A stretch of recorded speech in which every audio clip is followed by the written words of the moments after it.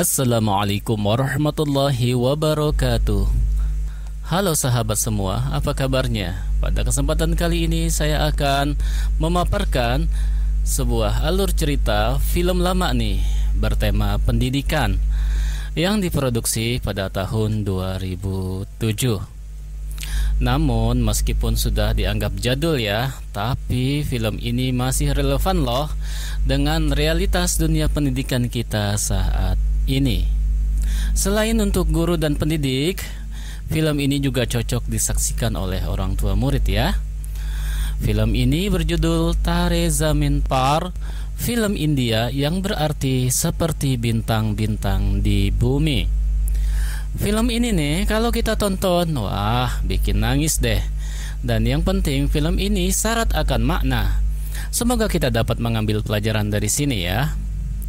Nah, sebelum lanjut, subscribe dulu dong, karena subscribe itu gratis, dan share video ini juga agar orang lain pun tahu apa yang kita tahu. Film ini bercerita tentang seorang anak yang bernama Ishan. Dia ini adalah anak yang masih duduk di kelas 3 SD, penderita disleksia atau anak yang kesulitan dalam belajar. Jadi tuh kondisinya sekarang si Ishan masih belum bisa baca tulis dan menghitung. Dia lebih tertarik pada hal lain daripada mengikuti proses belajar mengajar di kelas. Dia jadi anak yang dicap paling bodoh karena selalu dapat nilai paling rendah di kelasnya. Di rumah, dia bukan anak satu-satunya. Dia punya kakak laki-laki bernama Johan. Dilalahnya nih, si kakaknya ini, si Johan, adalah anak yang paling pintar. Hampir semua mata pelajaran dia mendapat nilai yang terbaik. Pokoknya bertolak belakang deh dengan si Ishan yang selalu jeblok dan terbelakang di kelas. Ishan ini memang tidak tertarik dengan pelajaran sekolah. Dia lebih tertarik untuk bermain dan menemukan sesuatu yang baru di luar sekolah. Suatu ketika Ishan berkelahi dengan tetangganya yang bernama Rajib. Rajib kesal karena Ishan melempar bola ke arah yang salah sehingga permainan Rajib dan teman-temannya berhenti. Gak cuma marah-marahin Ishan, Rajib juga memanggil dengan sebutan idiot. Keadaan pun makin tegang sampai mereka baku hantam. Ishan mendapatkan luka di kepala, sedangkan Rajib dapat luka gigitan. Hal ini pun membuat Ishan kesal karena nggak di sekolah, nggak di lingkungan tetangganya, dia dapat perlakuan yang sama. Kasian banget ya. Ketika pulang ke sekolah, ternyata emaknya si Rajib datang ke rumahnya Ishan. Ngomel-ngomel gitu loh. Orang tuanya Ishan kena semprot, minta pertanggungjawaban karena si Rajib luka-luka katanya. Padahal situasinya pada saat itu, si Ishan juga mengalami luka yang sama. Bukan membela anaknya, si bapaknya Ishan marah, langsung menampar Ishan. Karena bukan sekali ini aja Ishan buat masalah. Bahkan si bapak mengancam kalau sekali lagi Ishan buat masalah lagi, dia bakal dikirim ke sekolah asrama. Di sekolahnya, Ishan sering kali dimarahi gurunya karena nggak bisa mengikuti pelajaran dengan baik. Sekali waktu Ishan disuruh bacain satu kalimat, tapi dia nggak bisa membacanya karena menurutnya huruf-huruf yang ada di buku tersebut menari-nari. Ishan mengatakan hal yang sejujurnya. Ya, memang seperti itulah yang dilihat oleh si penderita disleksia. Tapi gurunya menganggap Ishan lagi ngelawak di kelas. Ibu gurunya ini terus aja memaksa agar Ishan baca dengan benar.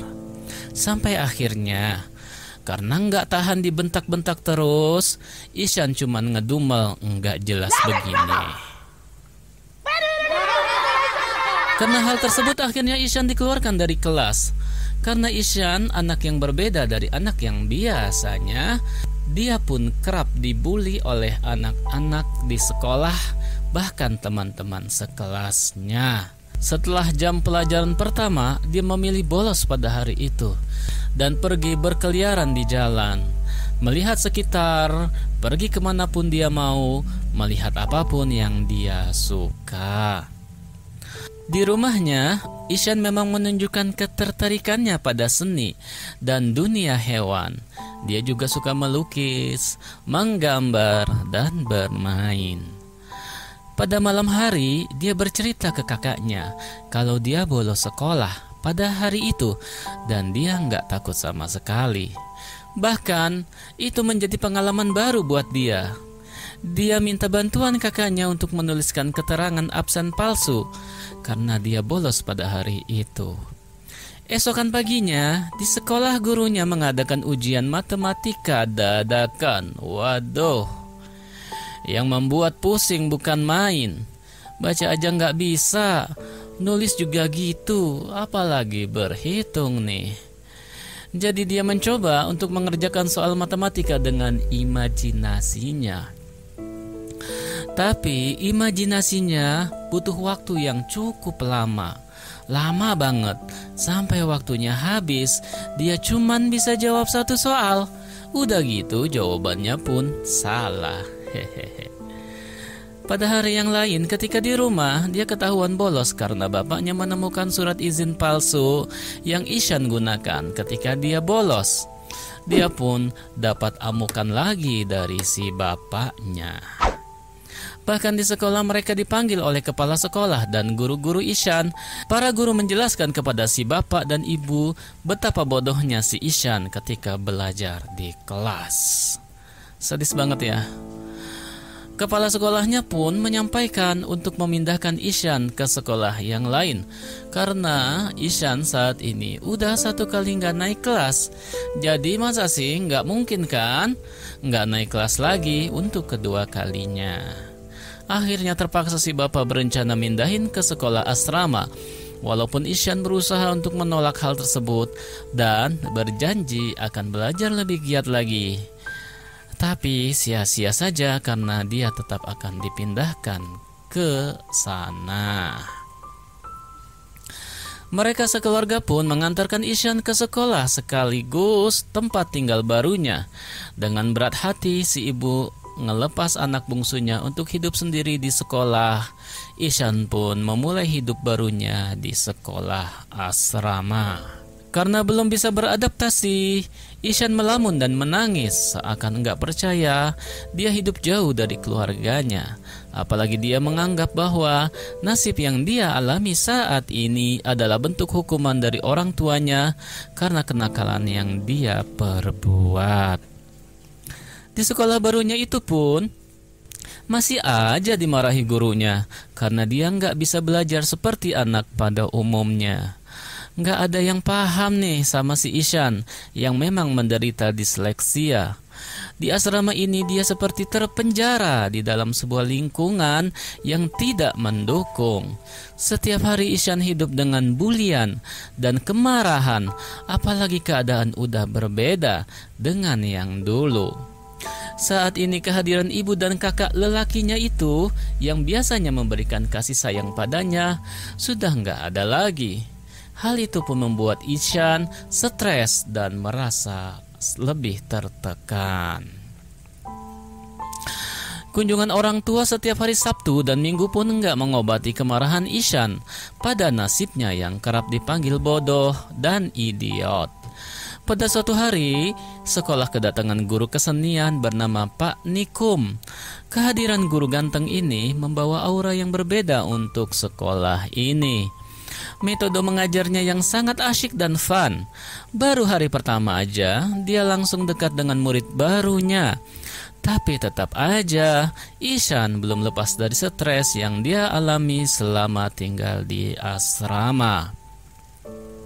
Sehingga waktu siang pun lebih banyak diisi dengan merenung dan melamun. Ditambah lagi ketika ibunya menelpon dan mengabari kalau mereka nggak bisa datang pada hari Sabtu nanti karena menghadiri pertandingan final tenis yang kakaknya ikuti. Hal itu membuat dia sedih dan enggan ngomong satu kata pun. Pada suatu hari, Pak Nikum melihat Ishan di depan kelas. Mengamati Ishan selalu terlihat ketakutan dan tertekan. Dia pun menanyakannya pada teman sebangku Ishan, yaitu Raja. Raja pun bercerita kalau Ishan adalah anak baru yang ingin pulang ke rumah. Dia juga menceritakan kepada Pak Nikum kalau Ishan selalu dihukum karena nggak bisa ngikutin pelajaran. Jadi Pak Nikum berinisiatif mencari buku tugas Ishan dan akhirnya mengetahui bahwa Ishan adalah anak yang memang punya kesulitan dalam belajar atau disleksia. Pak Nikum adalah guru yang memang memahami anak-anak karena dia juga mengajar di sekolah luar biasa. Tempat anak-anak kurang beruntung di mana dia di sana udah terbiasa menghadirkan keceriaan untuk anak-anak. Untuk membantu Ishan dalam keterpurukannya dan juga untuk lebih memahami Ishan, dia pun pergi ke rumah orang tua dan bertanya semua hal tentang Ishan. Dari sana, si ibu menjelaskan bahwa Ishan sangat mencintai dunia seni seperti melukis. Mengingat Ishan yang selalu tertekan di sekolah, Pak Nikum bertanya kepada orang tua kenapa sih dia dikirim ke sekolah asrama. Ayahnya hanya menyebutkan keluhan-keluhan yang dia rasakan selama menghadapi Ishan. Ya nggak tahan kalau Ishan nakal lah, malas belajar lah, sering buat masalah lah, inilah itulah, kata ayahnya. Pak Nikum pun mencoba memberikan penjelasan bahwa Ishan mengalami disleksia. Pak Nikum juga memperlihatkan pola kesalahan yang sama yang Ishan lakukan ketika menulis sebuah kata atau kalimat. Pak Nikum menjelaskan bahwa sebenarnya cuma butuh support dan butuh waktu bagi si Ishan. Namun si bapak malah nggak terima dan tetap menganggap Ishan adalah anak yang malas untuk belajar dan membandingkan dengan kakaknya yang selalu juara kelas. Padahal nih Pak Nikum udah ngasih tahu kalau Ishan lebih menonjol di bidang seni seperti melukis dan dia punya bakat yang luar biasa di bidang tersebut. Tapi sih kayaknya bapaknya memang menganggap dengan kemampuan melukisnya Ishan gak akan bisa bersaing di dunia luar. Mengirim Ishan ke sekolah asrama adalah solusi terbaik karena gak ada alternatif lainnya. Gitu tuh si bapaknya bilang. Mendengar hal tersebut, Pak Nikum menjadi kesal karena si bapak hanya memandang dunia luar sebagai arena kompetisi. Ketika Pak Nikum pulang, si ibu pun menangis memikirkan kata-kata Pak Nikum yang mungkin ada benarnya juga. Dalam tayangan ini dipertontonkan betapa si orang tua memiliki ambisi ya terhadap anaknya yang belum tentu anaknya cocok di bidang tersebut. Besok paginya ketika di sekolah, Pak Nikum menceritakan sebuah kisah tentang anak yang enggak bisa baca tulis, tentang anak yang melihat huruf dan angka menari-nari seperti orang yang berdisko. Bahkan ketika dia enggak lulus, semua orang menertawakannya. Kemudian suatu hari anak itu mengguncang dunia dengan teori yang dia publikasikan. Ayo, siapakah dia? Tanya Pak Nikum kepada anak-anak di kelasnya. Ishan pun memasang wajah tegang, takut kalau guru ini akan membuli kekurangannya lagi, dan akhirnya menjadi bahan tertawaan teman sekelasnya. Namun ketika Pak Nikum menunjukkan foto Albert Einstein, Ishan pun kaget. Ternyata yang lagi diceritain Pak Nikum adalah orang-orang yang jenius dan hebat. Selain Albert Einstein, Pak Nikum juga menceritakan tentang Leonardo da Vinci, seorang desainer dan seniman terkenal di dunia. Pak Nikum juga menceritakan orang populer lainnya seperti Pablo Picasso, Agatha Christie, Thomas Alva Edison, yang semuanya punya persamaan, yaitu mengalami disleksia ketika masih kecil. Setelah selesai pembelajaran, Pak Nikum ngomong empat mata dengan Ishan kalau ternyata ketika masih kecil dia mengalami disleksia yang sama seperti yang sedang dialami oleh Ishan. Pelajaran Pak Nikum hari ini membuat Ishan kembali bergairah untuk menjalani hari-harinya di asrama. Hanya di pelajaran Pak Nikumlah dia bisa mengekspresikan dirinya, berkarya sesuai pikirannya, dan mendapatkan apresiasi. Pak Nikum pun sampai menemui kepala sekolah khusus untuk membicarakan tentang Ishan saja.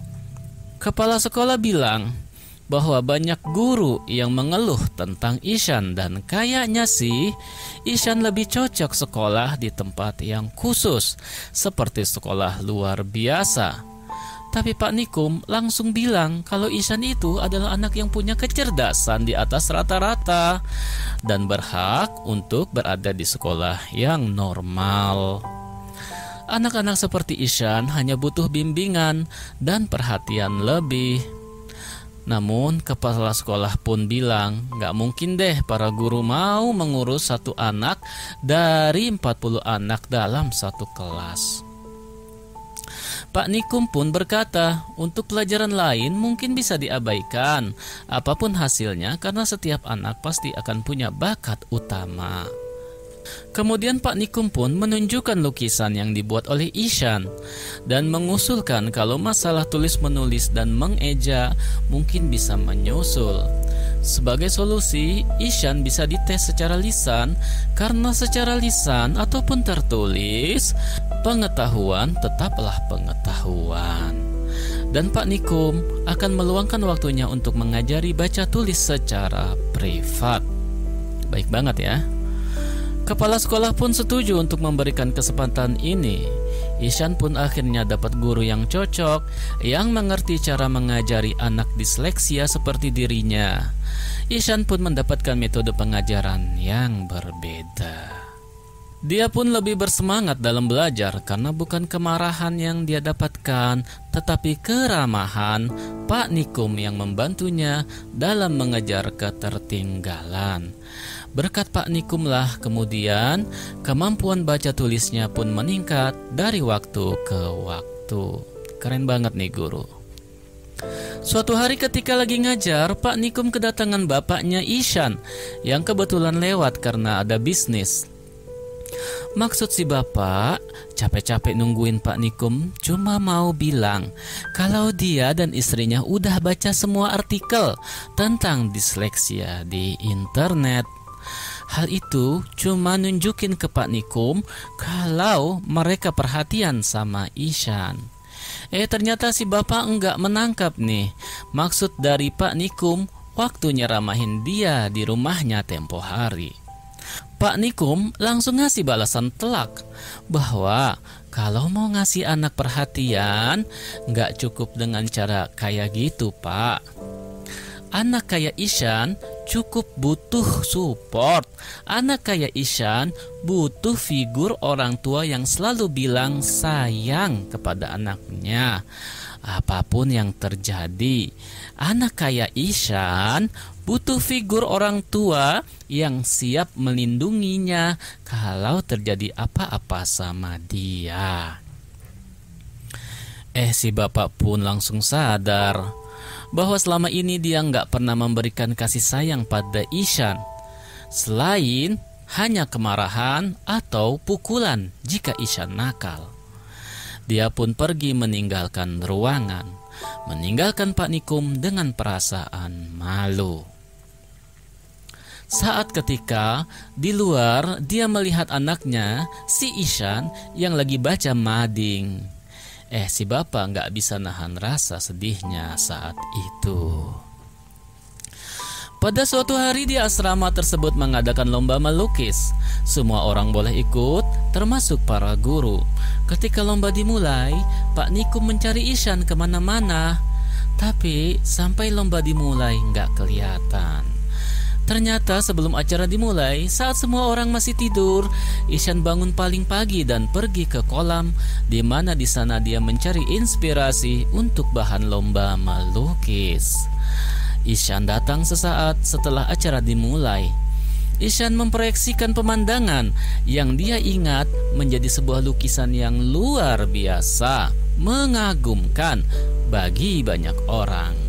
Pak Nikum yang melihat lukisan Ishan pun kagum sama karyanya.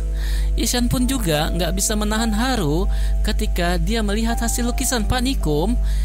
Ternyata model yang dilukisnya adalah dirinya sendiri. Dan pengumuman yang ditunggu-tunggu pun tiba. Siapa nih pemenangnya? Kepala sekolah mengumumkan bahwa perlombaan ini dimenangkan oleh jreng jreng jreng Ishan Nandakishore Awasthi Apadi. Ishan. Hasil karyanya kemudian dinobatkan yang terbaik dan akan menjadi sampul buku tahunan. Ketika orang tua Ishan datang saat bagi rapot nih, kepala sekolahnya lah yang langsung memberikan rapot tersebut kepada orang tuanya dan mengabarkan jika Ishan adalah anak yang spesial. Sekolah itu beruntung memiliki anak murid seperti dia. Orang tua ini juga senang bukan main ketika para guru memberikan laporan kemajuan Ishan di beberapa mata pelajaran, khususnya di bidang kesenian. Melihat Ishan yang kembali bersemangat, ayahnya pun akhirnya nangis juga dan berterima kasih kepada Pak Nikum karena Ishan sudah sampai memiliki kemajuan belajar.